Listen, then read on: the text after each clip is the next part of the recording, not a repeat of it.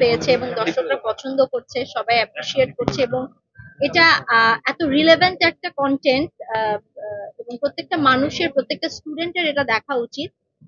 So এরকম একটা content আমি যে নিয়ে আসতে পারছি বা উনি যে বানাতে পেরেছেন, রিলিজ দিতে পেরেছেন, এটাতেই আমরা অনেক খুশি, অনেক ভালো লাগছে। সিনেমাতে কি কি হয়েছে বা কি কি হবে সেটা বলে দিলে তো আর কেউ সিনেমা দেখতে যাবে না। সিনেমাতে কি কি হচ্ছে সেটা জানতে হলে সিনেমা হলে যে সিনেমাটা দেখতে হবে। আর কেমন হয়েছে সেটা দর্শকরা এখন পর্যন্ত বলছে ভালো হয়েছে, ডায়লগ গুলা রিপিট করছে, সেটাতে আমরা খুবই খুশি এবং আশা করছি যারা যারা দেখবে কেউ অখুশি হয়ে যাবে না, সবাই মজা পাবে, খুশি হবে, কিছু রিয়েলাইজেশন হবে, কিছু রিলেটেবল জিনিস হবে। প্রেক্ষাপট দেখে জানতে চাই 420 যেটা ছিল একটা প্রযোজক আর এটাতে প্রথম প্রযোজক হিসেবে আত্মপ্রকাশ করলেন। এটাতে যদিও অভিনয় করেননি, এই পলিটিক্যাল ক্যারেক্টার কিভাবে নেবেন দর্শকের উপরে সেটার সাথে কানেক্ট করতে বলি ওটা একটা ইতিহাস হয়ে যাচ্ছে ব্যাপারটা। এটা কি কিভাবে বিস্তার করবেন? না, আমার কাছে মনে হয় ওটা যেরকম ইতিহাস হয়েছে বাংলাদেশের 840ও ইতিহাস হয়ে থাকবে, কারণ বাংলাদেশের ইতিহাসে আই ডোন্ট থিঙ্ক সো এত বড় ক্যানভাসে পলিটিক্যাল স্যাটায়ার কোনো ফিল্ম হয়েছে, এত রিলেভেন্ট এই সময়কার কোনো গল্প নিয়ে কাজ করা হয়েছে এত সাহসিকতার সাথে। সো আমি আশা করছি এটাও 420-র মতোই কাল্ট হয়ে থাকবে। অ্যান্ড একটা ভালো প্রোডাকশনে জড়িত থাকাটা অনেক ইম্পর্টেন্ট, সেটা ক্যামেরার সামনে না ক্যামেরার পিছে এটা খুব একটা ম্যাটার করে না। 420-তে তখন ক্যামেরার সামনে ছিলাম, অ্যাক্টিং করেছি এবং 840-তে ক্যামেরার পিছনে কাজ করছি, সাপোর্ট করছি প্রডিউসার হিসেবে। আমার দুইটার ফিলিংসই একেবারে একই রকম, দুটাই অনেক ভালো প্রোডাকশন এবং দুটার জন্যই আমার শুভকামনা এবং ভালোবাসা। এই যে আমাদের যে পার্টিকুলার যে নতুন করে যে তার আগের শুট ছিল এটা কিন্তু আমরা যখন প্রিমিয়ারে দেখেছি বা কিছু ইনক্লুড করা হয়েছে আসলে এই জিনিস রাখা হয়েছে। এটা আসলে কবে নাগাদ মনে হলো যে এতটুকু আমরা ইনক্লুড করবো? না, এটা তো আসলে কি আসলে? না, এটা কিন্তু যখন শুট করা হয়েছে তখন একেবারে 2023-এর মিডিলে শুট করা হয়েছে। 2024-এর জানুয়ারি মাসে শুট শেষ হয়েছে এবং শুট শেষ হওয়ার পরের দিন সরারের স্ট্রোক হয়েছে, স্ট্রোক করেছেন, অসুস্থ হয়েছেন। সো হ্যাঁ, কিছু কিছু জিনিস আসলে ফিল্ম মেকার তো আসলে একজন ক্রিয়েটিভ মানুষ, সে কখন কি করবে এটা আসলে প্রেডিক্ট করা খুবই কঠিন। আর সরারের বিষয়ে প্রেডিক্ট করা খুবই কঠিন। বাট 95% সিনেমাটা আসলে বানানো হয়েছে 2023-এ, আগেই বানানো হয়েছে। বাকি কিছু ইনক্লুড করা হয়েছে এখন, তো ফিল্মের খাতিরে বা দর্শকদের জানার খাতিরে, ইনফরমেশনের খাতিরে একটু একটু তো রিশুট করতেই হতে পারে, এটা খুব একটা বিগ ডিল না, সবাই এটা করে। But most of the film shoot হয়েছে এমন 2023-এর নভেম্বরের দিকে। আপনার পাশে যিনি বসে আছেন তার অধীনে আমরা যত দেখছি তত মুগ্ধ হচ্ছি ওর বাবা। এবং গতকালকেও মুগ্ধ হয়েছে। একজন প্রডিউসার হিসেবে আপনার কাছে জানতে চাইবো তাকে আসলে কিভাবে বিশ্লেষণ করবেন বা এই যে ক্যারেক্টারটা যে রোলটা প্লে করলো কতটুকু আসলে দর্শকের মূল কাহিনী। প্রথমত একজন প্রডিউসার হিসেবে বলার চাইতে উনি যদি উনারটা বলে এটা অনেক বেটার। তবে আমি একটা কথা বলবো যে নাসির ভাই এমন একজন অভিনেতা যাকে দিয়ে কাজ করানো খুবই সহজ একটা বিষয়, কারণ সে he is a very good listener এবং সে ডিরেক্টরস আর্টিস্ট।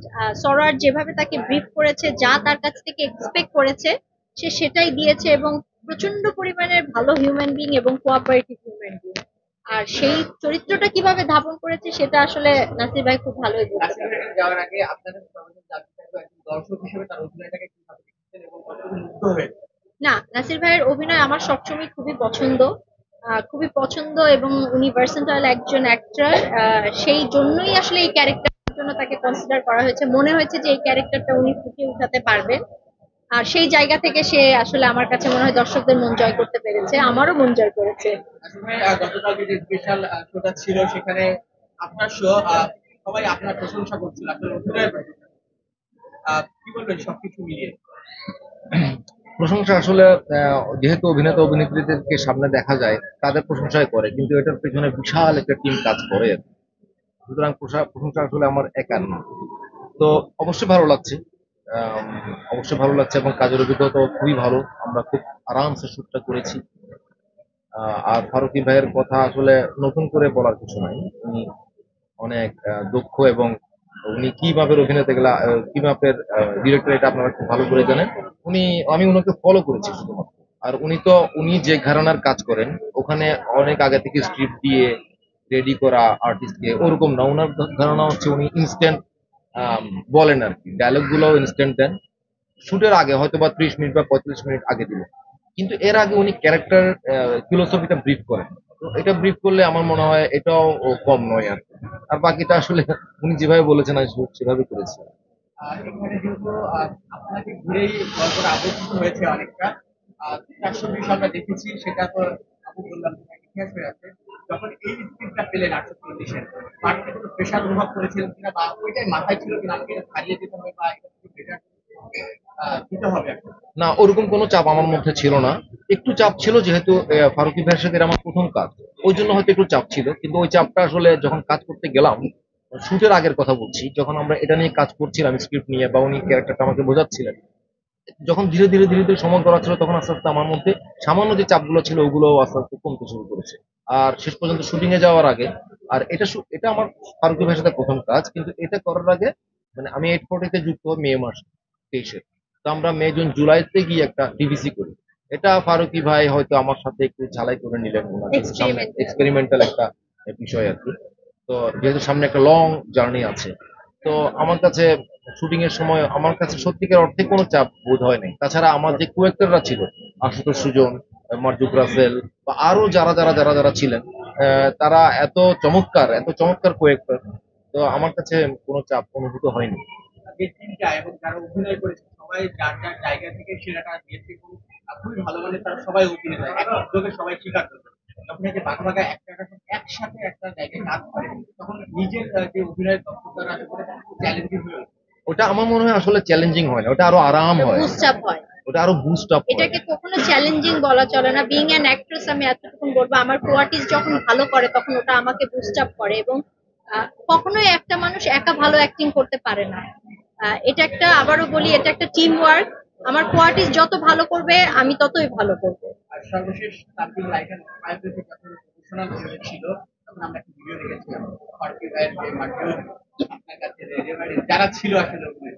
আর তখন আসলে এই শুটটা কোন সময়ের জন্য কোন সময় হয়েছিল, বা আমরা তো জানি আরো চমক আছে, সিনেমা দেখলে বুঝতে পারবে কে কে অভিনয় করছিল, অ্যাডের ক্ষেত্রেও ছিল। সেটা কিন্তু যাত্রা খুবই মজার সিনটা শুট করা হচ্ছিল।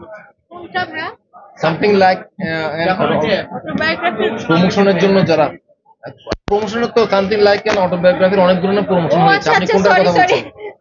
এটা বিখ্যাত হয়েছিল, হঠাৎ করে সামথিং লাইক অ্যান অটোগ্রাফি চলে আসলো, তো এই জন্য আমি কনফিউজ। আমি ওই ক্যারেক্টারটা দেখে ওই ক্যারেক্টারটা হয়তো রিভিল করতে চাচ্ছি না, কিন্তু সব মিলিয়ে আসলে কেমন ছিল ওটা, কেমন ছিল? খুবই ভালো ছিল। আর ওই যে ডিরেক্টরের কথা যেটা বললাম, আসলে ডিরেক্টর একটা আর্টিস্ট যখন অনেক একটু ওভার অ্যাক্টিং করে তারটা কমিয়ে আনে, যে একটু কম অ্যাক্টিং করে তারটা বাড়িয়ে আনে, আমার ক্ষেত্রে হয়েছে। মানে আমরা যেভাবে করছিলাম উনি বের করে নিয়েছেন।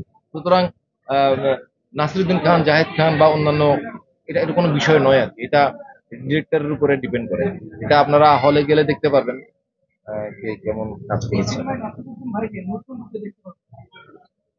দেখতে পাচ্ছে তো সবাই, মানে বুঝি নাই। নতুন রূপে দেখতে পাবেন কিনা? হ্যাঁ, অবশ্যই, ও অবশ্যই রূপটা নতুন ভিন্ন রূপ। না, আর কস্টিউমের রূপ ভিন্ন, সবকিছুর রূপ ভিন্ন। কিসের সিকুয়েল? আচ্ছা, এটার সিকুয়েল? প্রথমত হচ্ছে যে এখানে একটা, যে জায়গায় না থেমেছি না না, আসলে। এক সেকেন্ড। এটা কিন্তু কোনো সিকুয়াল না। 420 ডাবল ধামাকা হচ্ছে 840, ইটস নট সিকুয়াল। এবং আমি আশা করছি যে এটা যদি সাকসেসফুল হয়, অবশ্যই 840 ডাবল ধামাকা আসবে, ইন্সপায়ার করবে। হ্যাঁ, এটা আসলে ডিপেন্ড করছে অনেক কিছুর উপরে। যেহেতু এটা একটা পলিটিক্যাল স্যাটার, 420ও ছিল, 840ও পলিটিক্যাল স্যাটার, তারপরেরটাও নিশ্চয়ই পলিটিক্যাল স্যাটার হবে। ওটাও ডিপেন্ড করছে যে দর্শক, সামাজিকতা, পারিপার্শ্বিকতা, রাজনীতি সবকিছু মিলিয়ে ডিপেন্ড করছে যে আমরা এর ডবল ধামাকা কবে নিয়ে আসবো। Thank you so much everyone.